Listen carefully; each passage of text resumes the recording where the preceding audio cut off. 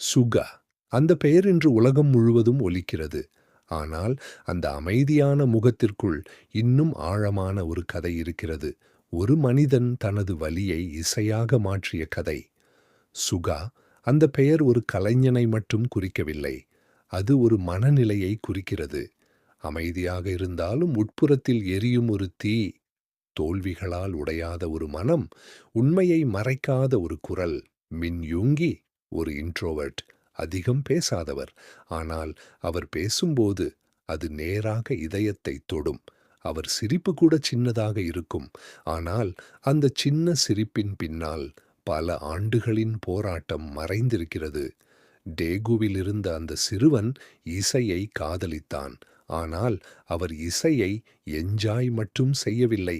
அவர் அதை புரிந்து கொள்ள முயன்றார். எப்படி ஒரு பீட் உருவாகிறது? எப்படி ஒரு லிரிக் மனிதர்களை அழ வைக்கிறது? இந்த கேள்விகள் அவனை ஆழமாக இழுத்துச் சென்றன. அவர் 13 வயதில்தான் பாடல்கள் எழுத ஆரம்பித்தார். அது ஒரு பெரிய விஷயம். அந்த வயதில் பலர் விளையாடிக் கொண்டிருப்பார்கள். ஆனால் யூங்கி வாழ்க்கையை புரிந்து கொள்ள முயன்றார். அவர் தனது டைரியில் எழுதிய வார்த்தைகள் பின்னர் உலகம் கேட்ட பாடல்களாக மாறின. ஆனால் அவர் வாழ்க்கையில் ஒரு பெரிய உண்மை: பசி. சில நாட்களில் அவர் உணவுக்கு பணம் இல்லை. அவர் 2 தேர்வுகள் வைத்திருந்தார். சாப்பிடலாமா அல்லது இசைக்கான எக்விப்மெண்ட் வாங்கலாமா? அவர் தேர்வு செய்தது இசை. அது ஒரு சாதாரண சாக்ரிஃபைஸ் இல்லை. அது ஒரு தீர்மானம். என் கனவு முக்கியம். அவர் பிக் ஹிட்டில் ட்ரெயினியாக இருந்தபோது டார்ம் வாழ்க்கை மிகவும் கடினம். சிறிய அறை, பலர், குறைந்த ரிசோர்சஸ். ஆனால் அந்த இடத்தில் ஒரு பெரிய விஷயம் நடந்தது. ஒரு குடும்பம் உருவானது. சூகா அந்த குழுவின் சைலண்ட் பேக்போன். அவர் அதிகம் பேசவில்லை. ஆனால் அவர் இருந்ததால அந்த குழு நிலைத்தது.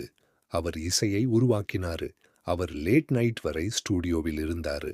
மற்றவர்கள் தூங்கும்போது அவர் இன்னும் வேலை செய்தார். ஒரு முக்கிய விஷயம்: அவர் பெர்ஃபெக்ஷனிஸ்ட். ஒரு பீட் சரியாக இல்லை என்றால் அவர் அதை மாற்றுவார். ஒரு லிரிக் உண்மையாக இல்லை என்றால் அவர் அதை ரீரைட் செய்வார். அவர் காம்ப்ரமைஸ் செய்ய மாட்டார். அதனால்தான் அவரது இசை ரியல் ஆக உணரப்படுகிறது. அவரது சோலோ ஒர்க் ஆக்ஸ்டி, அது ஒரு வேறு உலகம். அந்த பேரில அவர் எந்த ஃபில்டரையும் இல்லாமல் பேசுகிறார். அவர் தனது ஆங்கர், ஃப்ராஸ்டிரேஷன், டிப்ரெஷன், ஆல் ரவு. அவர் சொன்னார், நான் என்ன உணர்கிறேன் அதையே சொல்கிறேன். அதுதான் அவரது பவர். தி லாஸ்ட் போன்ற பாடல்கள் அது ஒரு கன்ஃபெஷன். அவர் தனது பேனிக் அட்டாக்ஸ், டிப்ரெஷன் பற்றி ஓப்பனாக பேசினார். பலர் அதை கேட்டு நான் மட்டும் இல்ல என்று உணர்ந்தார்கள். அது ஒரு பாடல் இல்லை, அது ஒரு கனெக்ஷன். சுகாவின் இன்னொரு பக்கம் புரொடியூசர் ஜீனியஸ். அவர் பிடிஎஸ் மட்டும் இல்லை, மற்ற ஆர்டிஸ்டுக்கும் இசை உருவாக்கினார். ஐயூவுடன் 8 அந்த பாடல் ஒரு ஃபீலிங். ஹைஸ், சுரன் போன்ற ஆர்டிஸ்டுடன் அவர் வேலை செய்தார். அவர் டஸ் இருக்கும் இடத்துல ஒரு யூனிக்னஸ் இருக்கும். அவர் ஒரு ஆர்டிஸ்ட் மட்டுமல்ல, ஒரு ஸ்டோரி டெல்லர். அவரது லிரிக்ஸ் சிம்பிளாக இருக்கும். ஆனால் அது டீப். சில வார்த்தைகள் தான். ஆனால் அது ஒரு வாழ்க்கையை சொல்கிறது. அவர் சொன்ன ஒரு line, it's okay if you don't have a dream. அது ஒரு பவர்ஃபுல் மெசேஜ். இந்த உலகம் எல்லோரையும் ட்ரீம் ஃபாலோ பண்ண சொல்லும். ஆனால் சூகா சொல்கிறார், நீங்கள் இப்போது கன்ஃப்யூஸ்ட் ஆக இருந்தாலும் பரவாயில்லை. அது ஒரு ரிலீஃப். அவர் தனது ரசிகர்களை ஹீல் செய்கிறார். அது ஒரு டாக்டர் போல அல்ல, அது ஒரு நண்பன் போல. சுகாவின் ஹியூமர் கூட யூனிக். அவர் ட்ரை ஜோக்ஸ், சின்ன சர்காசம், அது ஒரு பேலன்ஸ். அவர் சீரியஸானவர், ஆனால் லைட் மோமெண்ட்ஸையும் கிரியேட் பண்ணுவார். அவர் ஒரு ஸ்டேஜ் பெர்ஃபார்மராக இருந்தாலும் அவர் ஸ்பாட்லைட்டை தேட மாட்டார். அவர் வேலைக்கு ஃபோக்கஸ் பண்ணுவார். ஆனால் அவர் பெர்ஃபார்ம் பண்ணும்பொழுது அது பவர்ஃபுல். ஒரு முக்கியமான தருணம் அவரது ஷோல்டர் சர்ஜரிக்கு பிறகு கம்பேக். அவர் பெயினை அனுபவித்தாரு. ஆனால் அவர் அதை ஒரு லிமிட்டேஷனாக பார்க்கவில்லை. அது ஒரு புதிய ஆரம்பம். அவர் ஸ்டேஜுக்கு திரும்பி வந்தார்.